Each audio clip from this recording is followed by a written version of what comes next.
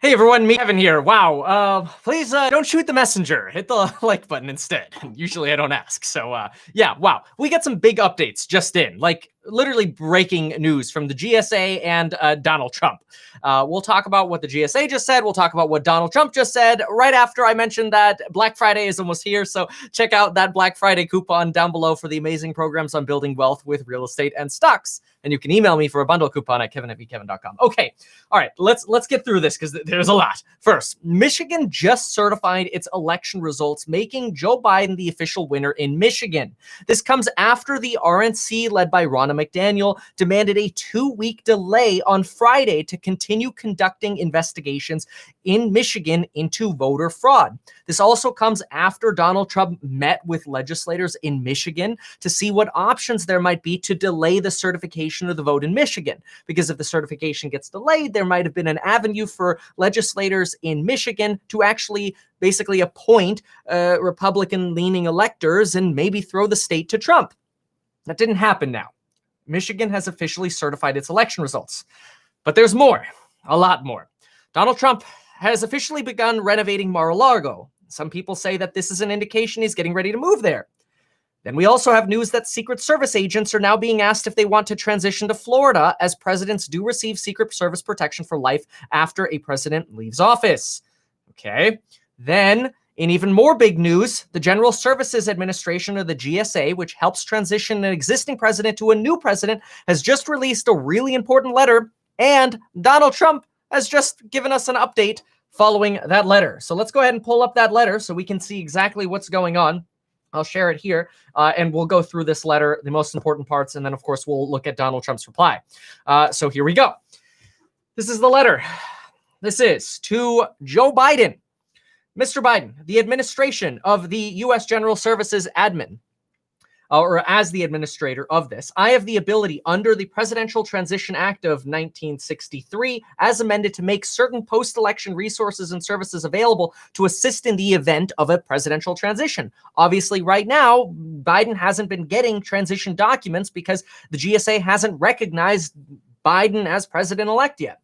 And the administrator says, I take this role seriously. And because of recent developments involving legal challenges and certifications of election results, I am transmitting this letter today to make those resources and services available to you, aka the things that happened in Michigan and the things that happened in Pennsylvania, where the Pennsylvania judge, who leans right, is actually a conservative Republican judge, works, writes with the Federalist paper and that, after Pennsylvania, that judge called the Trump legal claims Frankenstein and canned that case. Now the GSA is coming out and saying, all right, fine, here we go. We're going to start the transition. I'm not taking sides here, just reporting what's going on. So remember, don't shoot the messenger.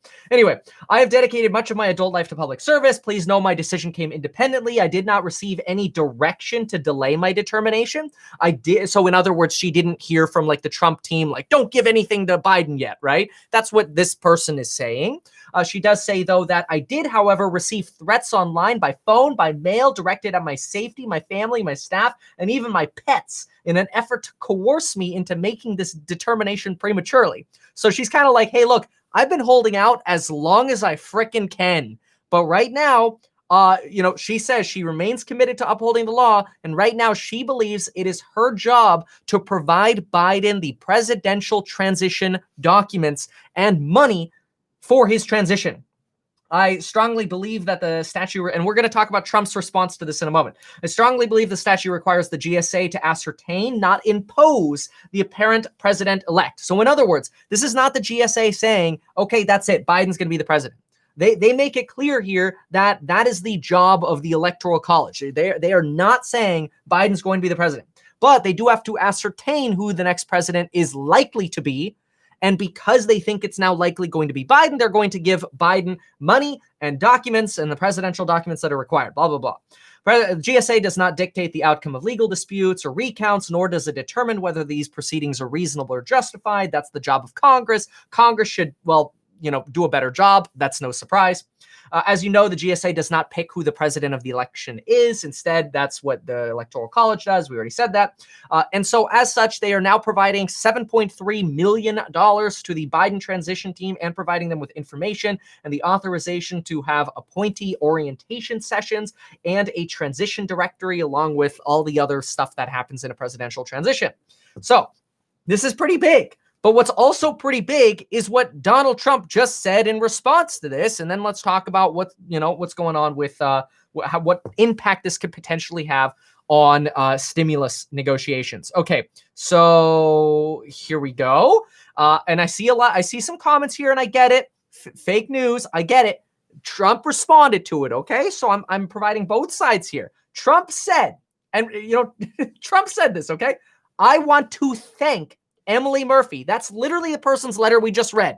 We literally just read Emily's letter. And Trump is saying, I want to thank her for her steadfast dedication and loyalty to our country. She has been harassed, threatened, and abused. I do not want to see this happen to her family, her employees of the GSA. Oh, Trump forgot the pets. He forgot to talk about our pets. Anyway, our case strongly continues. We will keep up the good fight. So Donald Trump is saying, look, we're going to keep fighting. Like, thank you, Emily, for your work. We're going to keep fighting, and I believe we will prevail. So Trump is saying he still thinks that he's going to win. Like, this doesn't change anything, is the POV here. Nevertheless, in the best interest of the country, I am recommending that Emily and her team do what needs to be done with regard to initial protocols. I have told my team to do the same. So in other words, Trump is saying, look, America, if you believe in Trump, I'm not going to give up on you, is what Trump is saying. But he is legitimizing what Emily just said. Emily just said, look, it looks like Biden is going to be president. That's what Emily says. Emily says, it looks like Biden is going to be president. And we have to do our job and provide Biden documents. Trump replies to that and says, hey, no hard feelings. We get it. You're doing your job. You're doing what's best for the country. He said that right here, in the best interest of the country. And not only is he legitimizing what she said, but he's also saying, I have told my team to do the same. That's really, really big. I mean, that potentially, I guarantee you this, and this is not me taking sides. I just guarantee you the mainstream media is going to, specifically the more left mainstream media, is going to pick up on that last line. And they're going to say, that is Donald Trump conceding. Now, obviously, the right is going to say, no way, that's not, and that's fine, that's fine. I'm just telling you what the left is likely to say. The left is likely to say, that is nearly a concession right there. I have told my team to do the same. Now, Trump is saying he's going to continue the fight. So obviously, the fight's going to continue, but this is really, really big. And this just broke. So, again, I'm not taking sides. I'm just reporting the news here. So don't dislike me. I'm just conveying the news here. But what does this mean for stimulus? Let's talk about that and see, okay, beyond getting, 4 free stocks as stimulus with Webull when you deposit $100. The link for that's down below. You deposit $100, get 4 free stocks worth up to $1,600. And getting life insurance in as little as 5 minutes. What does this mean for stimulus negotiations? Well, first things first, I think this is actually really big for EV and green stocks. Obviously, on this channel, I talk a lot about money and finances. My goal is that money is not a left or right thing. Money is an everybody thing. So that's what I always want to focus on this channel. So this is big for EV. And EV is already on this insane bull run right now. But any good news for Biden is associated with a green, transition and more euphoria in the green stocks. The EV stocks already went nuts over the last 2 weeks after the election. I mean, they've been going absolutely haywire. XPeng, NIO, Tesla, Blink, the charging station company, SBE. I mean, there are endless ones of these. On stimulus, though, what does this mean? And just a fair warning up front, what I'm about to say is my opinion based on this latest news. So let me know what you think, either in the live chat here or in the comments. But first, to understand my opinion, I have to tell you what is going on inside the White House. And this is based on reports of what we're hearing within the White House. What we're hearing from advisors within the White House, familiar with what's going on in the White House, Trump is gearing up to run for president in 2024. Trump sees this as a rematch opportunity in 2024. And he might actually announce that he is going to run in 2024 as soon as December, aka next week.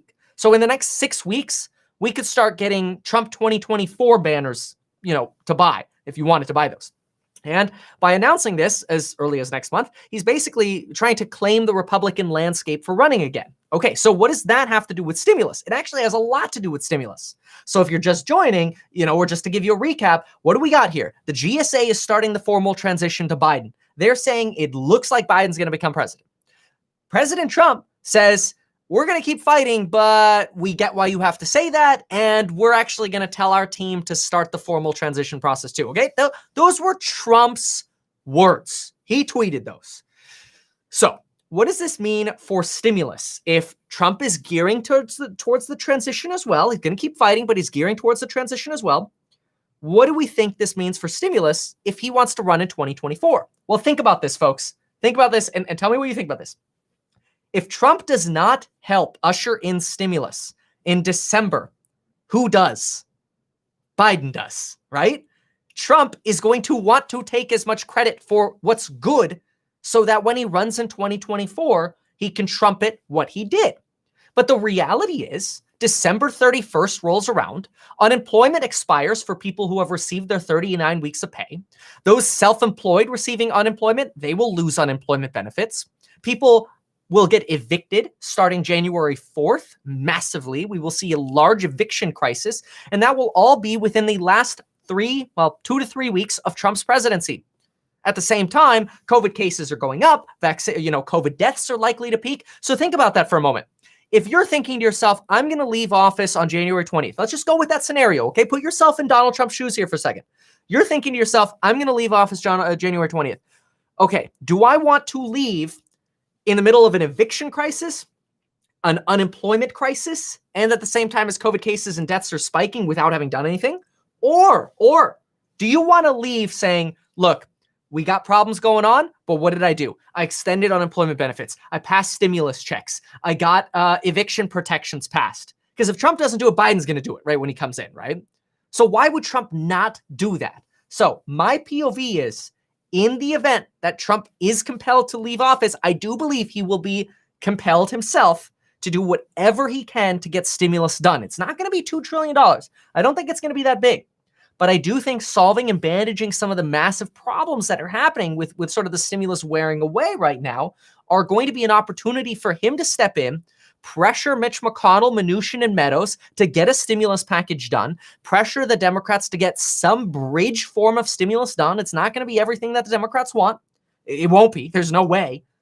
But at least fix as much as possible so that way Donald Trump can set himself up for taking credit for as much as he can in a 2024 run.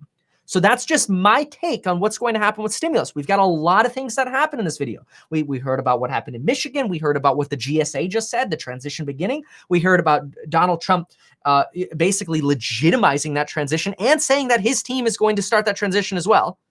And this has really big implications for what's very likely to happen when it comes to stimulus negotiations. Because I do not think that, now I agree, I don't think that Trump is going to pass like a $3 trillion stimulus bill right before he leaves office. We've already heard White House advisor Stephen Moore, unofficial advisor, say there's no way Trump is signing to all of that crazy debt, right before he leaves office. We've heard that.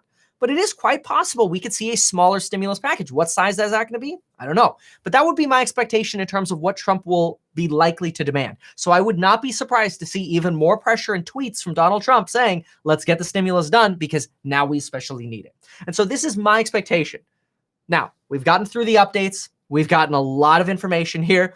If I could just leave by saying, hey, give this one a like, because again, I'm just the messenger, that'd be great. Obviously, check out the courses down below. Get your life insurance, get your 4 free stocks. I really appreciate you all being here. Thank you so much for watching the breaking news with me. And folks, we will see you in the next video. Thanks again. Bye.